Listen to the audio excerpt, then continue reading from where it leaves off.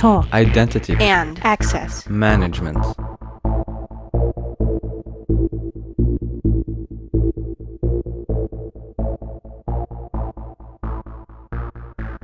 Welcome to the Identity at the Center podcast. I'm Jeff, and that's Jim. Hey, Jim.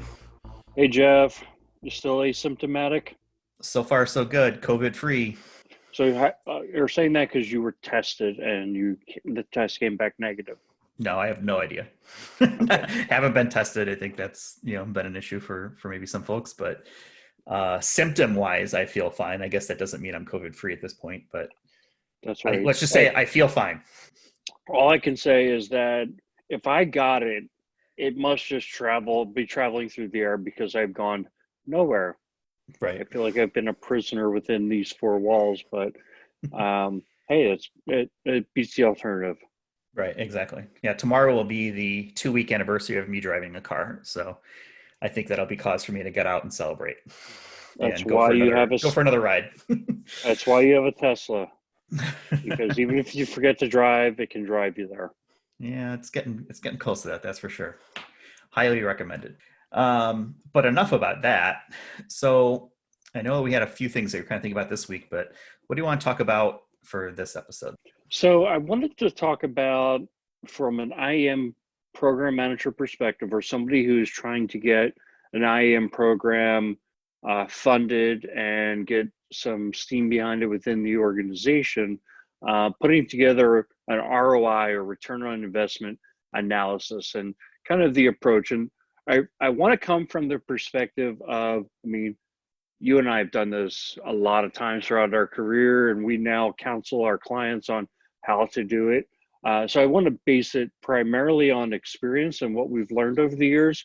But we also ran into a file or a PDF, a kind of a white paper on ROI that was done by Forrester Research for Auth0 for their product, and it just triggered a lot of ideas. It's a really well done paper, and perhaps we can find a link and put it in the show notes. But yeah, it just triggered a lot of ideas, and a lot of them aligned with my experience, but there were also some differences. So I figured that would be a good topic for us.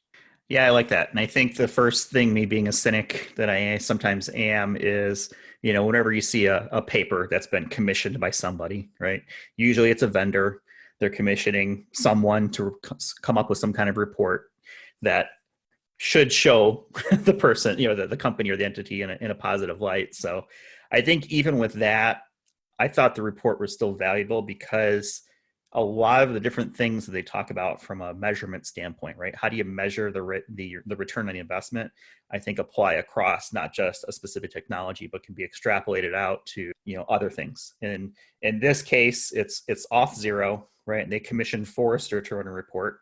And this is something that's very common in the industry. Is a vendor will reach out and say, hey, we're looking for this report to kind of promote our product or tool or service, whatever it is. So you kind of have to take a little bit of a grain of salt, but I think in this case, there are, like I said, things that we can kind of pull out that make sense, and try to make it as, vendor neutral or vendor agnostic or bipartisan, or however we want to put it, right?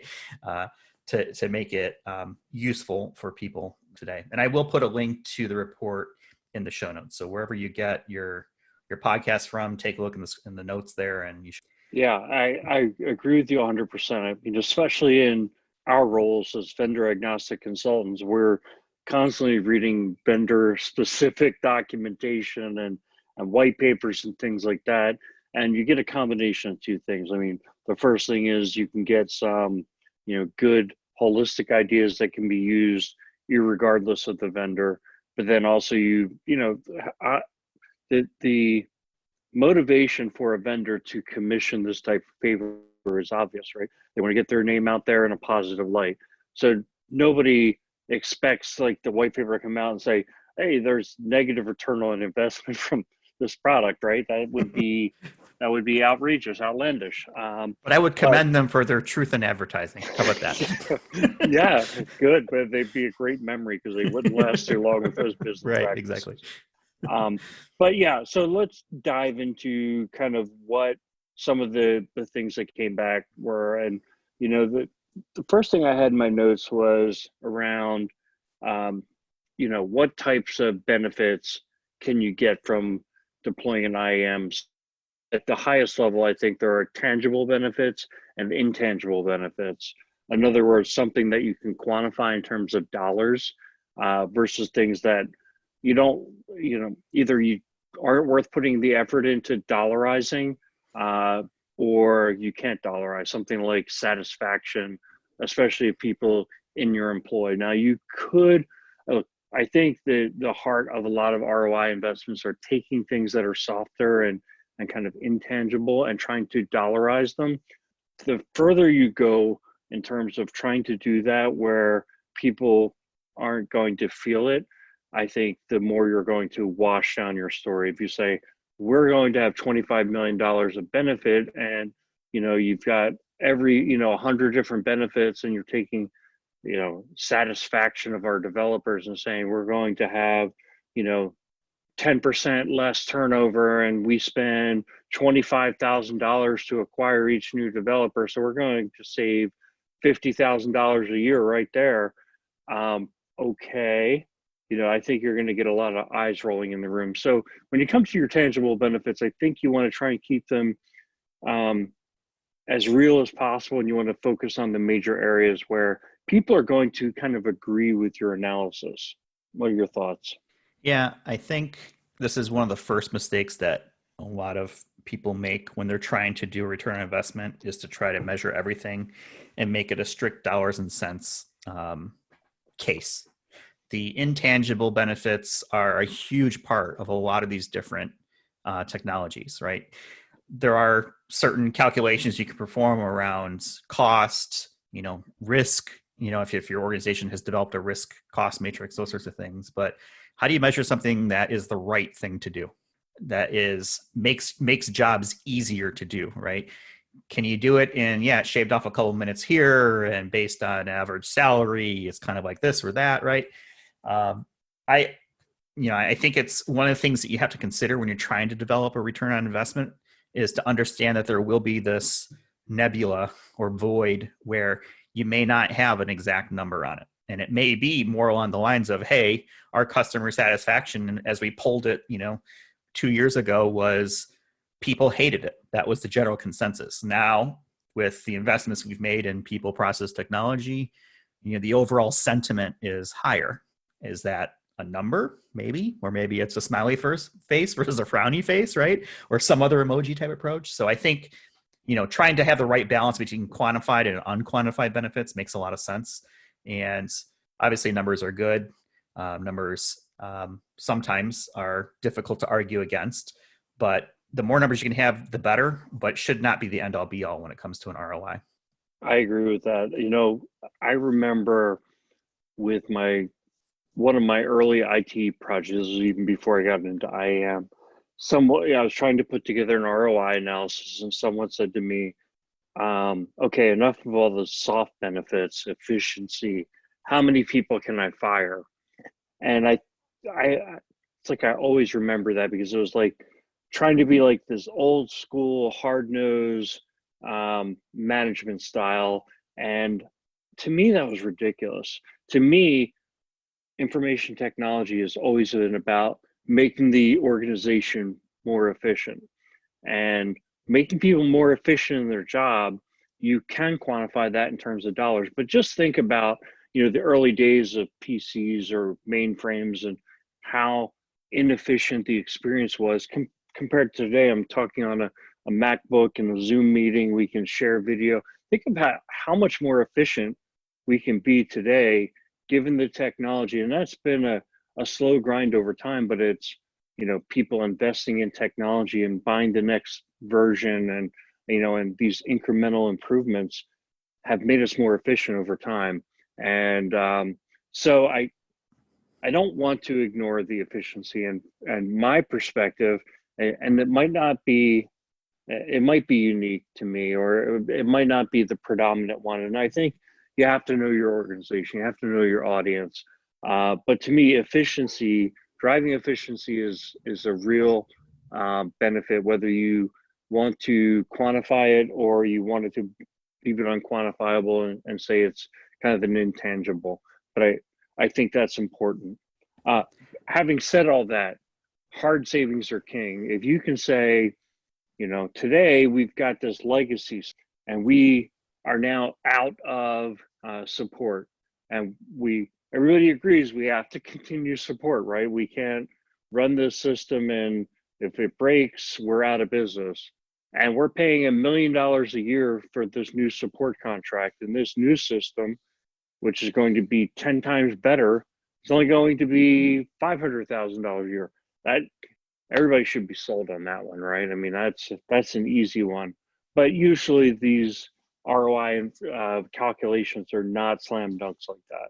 Yeah, and the other thing too is you have to make sure you can deliver if you're going to have a hard saving number, right? What happens if after 2 years or whatever timeline you projected, you don't hit that number? Is the project a failure? Right. That's right. And I think as an information technology professional, we have to get good at talking about risk. And, there's risk to projects, there's risk to initiatives, and being very clear about here's what you need to be successful. It's hard sometimes when you feel like your ROI is, you just might barely get it approved, or they just might to then throw on top of it, hey, and this whole thing might blow up if we don't get participation from the business units, if we don't get support from an executive perspective. And it's like, okay, well, maybe this is just better just not to do this. So, but you know what? I also think you can't get yourself so emotionally involved with it that you're willing to ignore those things or not bring those things up just to get it approved. You do so at your own peril. Potentially this whole project fails and it's egg on your face anyway. So in that case, to me, you'd be better off not having it approved in the first place. It's important to just be upfront.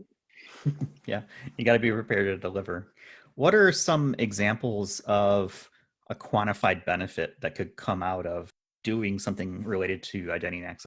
So the white paper we talked about follows a model called the TEI, which is the Total Economic Impact Framework.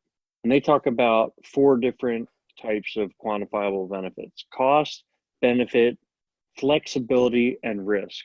Now, I'm a little more old school, and from my business class days, we always looked at cost, benefit, and risk. And I think flexibility would be in benefit. And I'll even take benefit to even be more of a stickler and talk about increased revenue.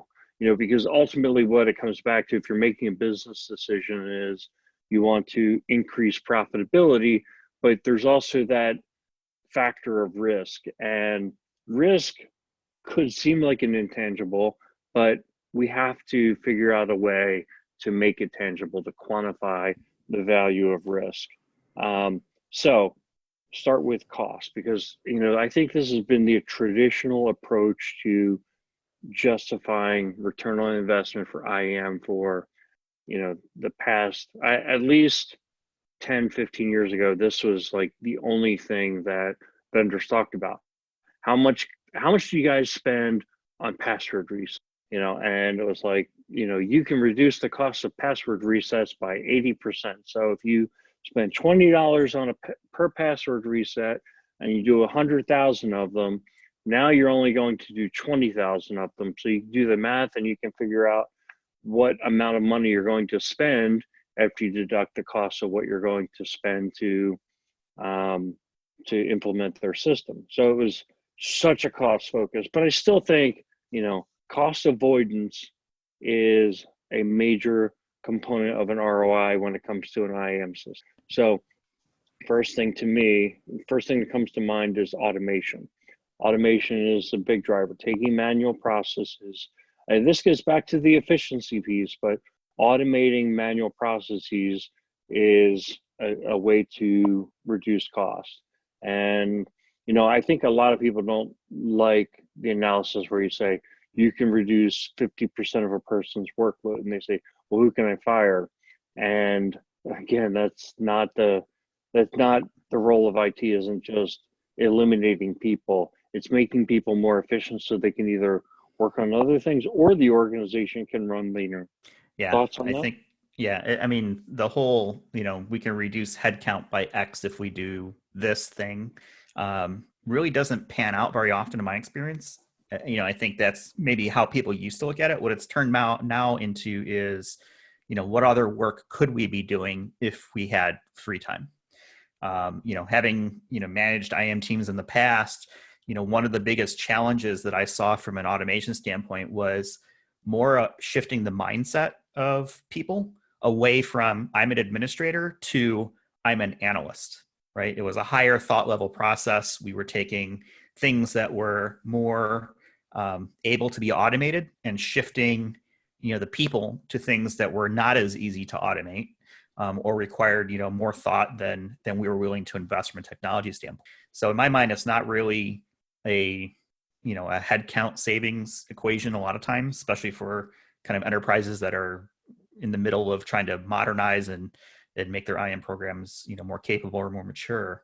It's more of how, like I said, how we make them more efficient, how we move them onto more value added tasks where a human would be better doing it than just resetting another password, right? Or just creating another Active Directory account, or in my old days, creating another Lotus Notes ID file, right? Those sorts of things. So, I think it's important to consider that. And, touching real quickly on your password reset example, right? I think that's something that I fell victim to a long time ago was, oh yeah, we're doing X number of password resets per year. If we had a tool and we could automate it, we would only have to do, this percentage of it. And that's how we'll save money on it. Now, the mistake that I made was assuming that it was a perfect world. Everyone was going to register. Everyone was going to use the password reset tool, right? Things like that. So just be careful when you're creating those types of calculations that you have to assume that not everyone's going to follow the process or not follow it as quickly as you want them to. And make sure that you've got numbers that are actually real world achievable and not theoretically perfect type scenarios. Right, right. So I've got a couple others in the cost area, but here's your web gem for this podcast. It's There's that the baseball analogy. I like it. yeah, I had to pull one out, right? So here's There's your no web baseball, gem. so we had to get a web gem in somehow. Play of the week. So make a list. Just start brainstorming because there are different types of IAM projects. We're not in one podcast going to come up with every possible cost saving you could achieve through IAM. If you're deploying PAM, you're deploying single sign-on for your workforce or customers or identity governance, they all have different areas where you can save money. And then layer on top of it your specifics of your organization, what software you may be running today that you can get rid of, et cetera, et cetera. So I'm just going to list a couple just to give you some ideas, but I think it's your job to kind of brainstorm through some of those. So one, and this one came out of the white paper, was removing identity from applications, especially custom applications, can reduce the cost to manage them. So, this was an idea I actually used in my first IAM project was, like 25% of one of our applications, the development of that application was dedicated to managing identity and access and roles and things like that. And we thought, okay, if we could shift 50% of that out of that application, that would free up, 10 to 15% of the development time for that application to be repurposed towards business functionality. And how do you calculate that? Well, based on the cost what it costs the organization to run that development team, take 15% of that. I mean, that's how you you come up with that calculation. And from my perspective, if I had to justify a number like that, it would be like, that's how we, here's the mechanics of how we calculated it. We weren't going to spend years trying to figure out how to calculate like that number, but that is a number that makes sense. The second thing I came up with on my own was just thinking of the standard onboarding process. Think of how much productivity time can be lost when someone shows up, they don't have their account, they don't have their password, they don't have access to all the applications. by just deploying like an identity governance system, onboarding people before they start, using roles to automate access assignment, um, it can be a huge productivity boost. They're not wasting 2 or 3 days of time for people to go and request access. And okay, if you have 200 employees, that's not going to add up to a lot. But if you have 50,000 employees, that's a huge savings. Yeah, I think it's something to consider, strongly when you're putting together these calculations. Was there another quantified benefit that you can think of? Because I was thinking some of these quantified benefits have kind of associated unquantified benefits, right? You talked about the removing the identity out of the application. That also affects the user from a single sign-on experience potentially, right? Makes it easier for them. But are there other things that could be quantified in your mind? I think that's the process. Come up with that list and then try to look for approaches that are creative but not outlandish to dollarize those Mm-hmm. benefits. And like we said earlier, pick kind of the top 4 or 5. Don't try to quantify every single benefit, especially if you have 20, 30, 40 or more benefits. Don't try to quantify everything. It's going to just look ridiculous. Yeah, get a little bit of analysis paralysis, right? Well, you can also come up with, hey, the return on investment of this IAM system is more than we made last year. Okay, that's so we're going to make $20 billion from implementing IAM. Sounds like we should do it. Right. Yeah, exactly. Yeah, I mean, you got to have these numbers based in the real world. They got to make sense, but don't go crazy with it. What are some unquantified or intangible benefits? I talked about, the one kind of associated with the reduction kind of identity within an application where, make it easier for people to sign on, reduce the number of logins, tends to lead to higher satisfaction, lower password reset type, issues. What are some other things like that? Well, one I got from the white paper that I thought was good was, increased developer satisfaction. Might sound like, depending on the organization you're in, that might sound like a joke. Yet you and I worked with a client last year that was mostly developers, right? Their products were applications on the web, and they give their developers free food all day. Somebody said that that's worth doing, right? This is going to retain people. I think it's a similar argument with, the tools you use. If you had to come to work and use insufficient tools all the time, you might not be happy working there, and you might leave. Yeah, in my mind is what business do you want to be in, right? Do you want to be in the business of developing IAM tools, or do you want to be in the business of developing a product and using commoditized IAM tools that are out there, right? Or standards based or something along those lines. A lot of organizations, they build something on their own because they either don't want to spend the money to buy a commercial product, or they think that they can't fit their business around it for some. But you really have to think about what is the business that you're in. If you're a manufacturing shop, is IAM supposed to be one of the key applications that your organization wants to focus on, or is it more along the lines of customers, making the manufacturing process itself more efficient, right? Supplies, supply chain, those sorts of things. So I think you really need to think about, where do you spend your IT dollars, and if you're not an IAM shop, why would you spend more money on that when you could redivert those into things that are more core to the business? Right. Yeah, I think 98% of the companies out there don't need to be building their own IAM tools. Uh, Unless you're Microsoft or Google, you're not creating your own operating system, right? There's Right. at some point where you're buying technology, and that's good enough.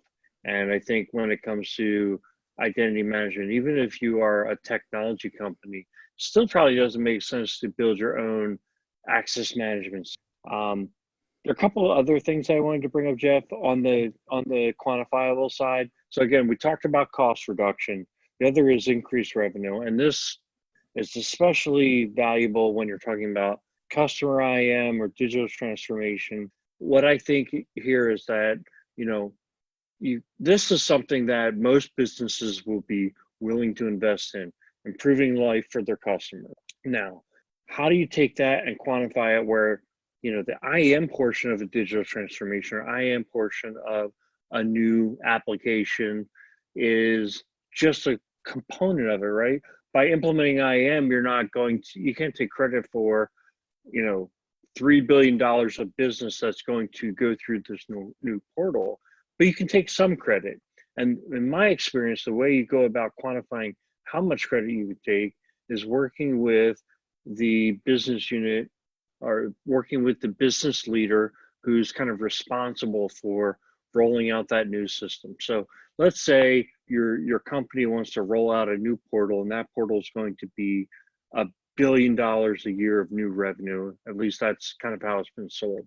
Now, everybody knows we need to manage identities for it and kind of come up with a strategy. We need access management, user lifecycle management, logging, et cetera. And you come up with a plan for it. And now you have to justify spending the money to get the IAM tool.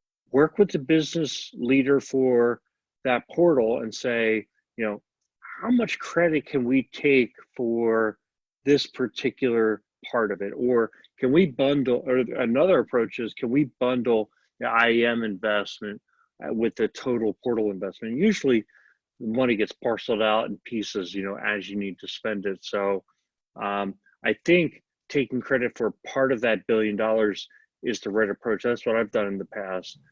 But you can't just, as an IT person, go out and say, this is going to mean $100 million to the company. You have to be able to go in there with the leader who says, I need this for my portal, and it's 10% of our ability to succeed is right here, and that is $100 million or whatever. That should get people's attention. Yeah, having that collaboration with the business is really important.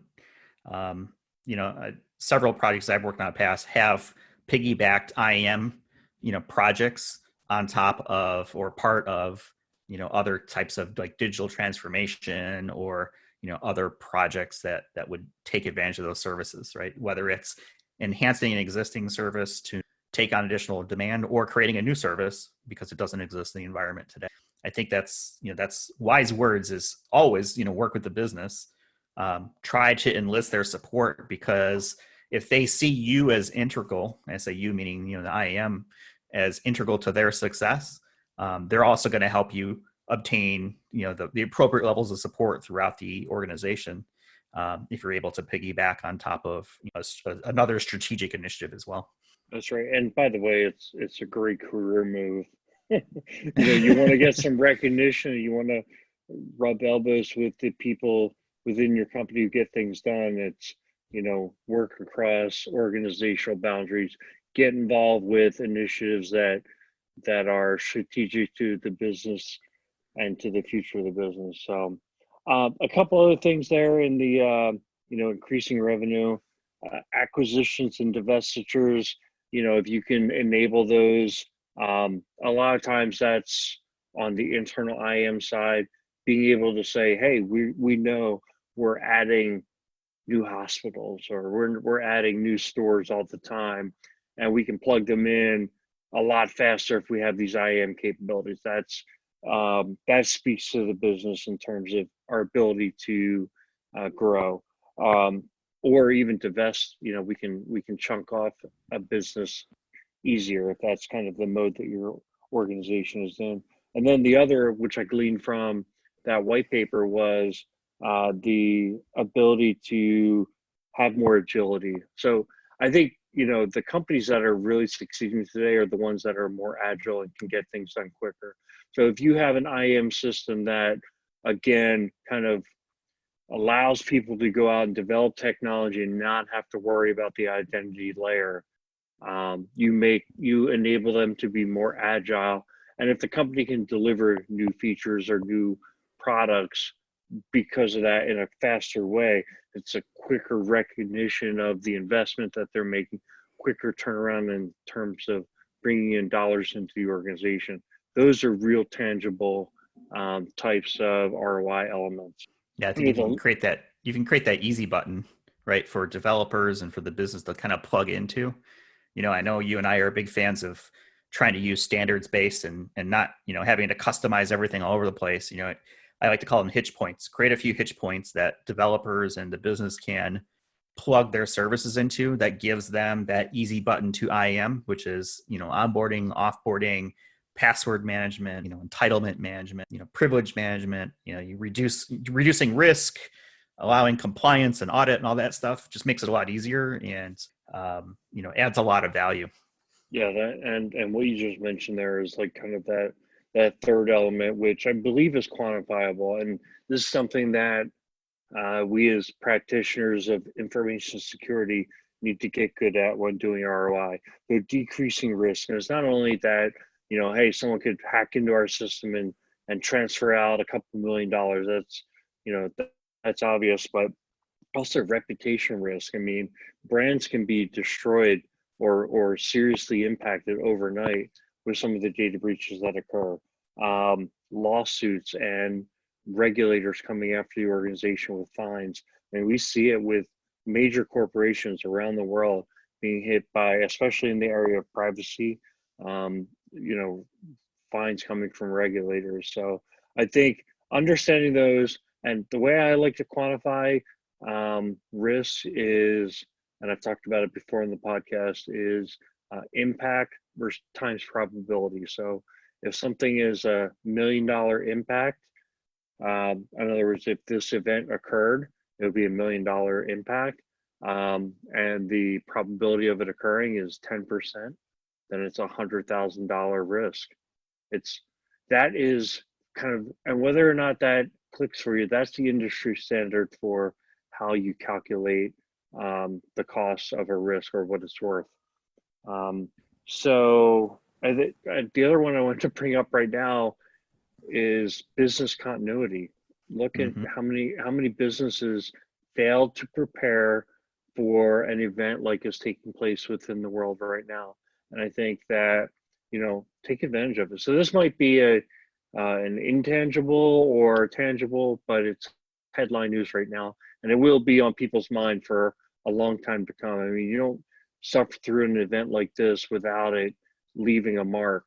I think being able to say, especially if you can tie your IAM initiative to improving business continuity, I think take advantage of that. Yeah, that's a really good point. Can't imagine how many companies right now, right, are kind of sitting and hadn't planned for this, or if they have planned for it, didn't get to the level where they needed to be able to pull it off or execute it. Interesting to see how over the next year or so, and I'll be interested to see how this affects us, from the work that we do, is how are businesses going to react to this, right? Do they see it more as a blip, or will they start taking things like this more seriously and actually devoting, time, resources, et cetera, to be able to address the potentiality? Because I think a lot of companies, they tend to be more reactive. Unfortunately, sometimes bad things have to happen before, they're willing to make an investment in something, whether that's a breach or pandemic or, internet outage or, whatever it may be. Sometimes this is the type of thing that sparks the investment to get them where they probably should have been 6 months ago, 2 years ago, right? So it'll be interesting to see how that kind of comes to us from an advisory perspective. What our current and future customers kind of pull from that. Right. Jeff, the last thing I wanted to talk about in terms of ROI, and we're running out of time, is around the different types of ROI analysis. And what I'd say is, you want to take the easiest model that is going to work for you. Some organizations will have a process by which they analyze the entire, let's just say, IT portfolio, and projects will compete for dollars, and the projects with the best ROI are the ones that are going to get the dollars. And after a certain point, projects are going to be deferred. And that's when you need to really be able on your A game. Other times ROI is just a slide in a deck because everybody knows this project's going to get approved, and we just need to show that there's some justification for it. So the three types in my mind are break-even analysis. And this is usually used for the smallest of projects. So you're going to spend $100,000, and you just need to show that, hey, within a year or two, we're going to have broken even. We're going to have experienced enough benefit, either through cost reduction or increased revenue or reduction of risk, that it will justify spending $100,000. That's number one. Number two is kind of a straight line ROI. So here's money out, here's money in, and we're not going to do any kind of time value of money analysis. We're just going to do straight line. And whether that's a 3-year, 5-year, or 10-year analysis showing how much benefit occurs over that period of time. The third is time value of money, or what they call net present value, which is essentially taking into account the cost of capital. So it's, if your organization has a cost of capital of 3 or 4%, those are kind of common numbers. And really what that usually translates to is, big companies especially, they don't cover all they have debt. And so if you have debt, anytime you spend money, you almost have to look at it from the standpoint of debt spending. So you have to reduce the value of future money coming in, because to get those benefits in 2-3 years down the road, you will have to have financed the dollars that you spent to get there. So that's usually only for major projects where you're spending millions of dollars and you're going to get multi-million-dollar benefit. But what they want to make sure, or what that analysis is meant to do, is to show that $1 million in the bank today is better than $1 million of benefit 3-4 years down the road. And like I said, that's usually only in very highly intensive capital projects. Yeah, there you go. I think the most common is probably 3 or 5 year kind of approach to it. I think so. I mean, if you don't need to over-engineer your analysis, don't. Yeah, keep it simple. Keep it simple, stupid. Yep.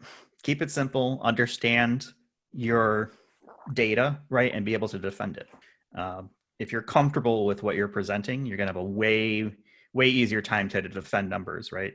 And to be able to go in front of whoever you need to get in front of and try to get that in. So good stuff. So I think as we start to wrap things up here, we talked about quantified benefits, unquantified or kind of intangible benefits, right? Flexibility, and what else did we talk about? Risk, how to calculate risk, threat, vulnerability, coming up with things to try to address that. What am I missing, Jim? I think, I don't think we gave anybody an exact formula, but I think one thing that we did was give folks hopefully a framework to look at ROI analysis through, and understanding that, each project's going to have its own set of benefits and costs, and, start off by making a list, and then evaluating that list in terms of what are you going to try to dollarize or quantify, and build your analysis from there. What can you measure? What can't be measured or measured accurately? Able to put that in front into a context of spend to show the benefit for it. And then also, I think the big one, right? Working with the business, establish those relationships, coordinate with them, and help each other be successful is a big part of it too. Yeah, definitely. And it's a great career move. Definitely. I can attest to that for sure. All right. Well, I think that's probably where we'll want to leave it for this week. I'll put a link to the report that we're referencing on this episode into the show notes. And if folks want to, get a hold of us, we're always happy to take questions or ideas for future shows, and they can email us at questions@identityatthecenter.com. And with that, hope everyone stays healthy, and we'll talk to you guys in the next one. Have a great week, everyone.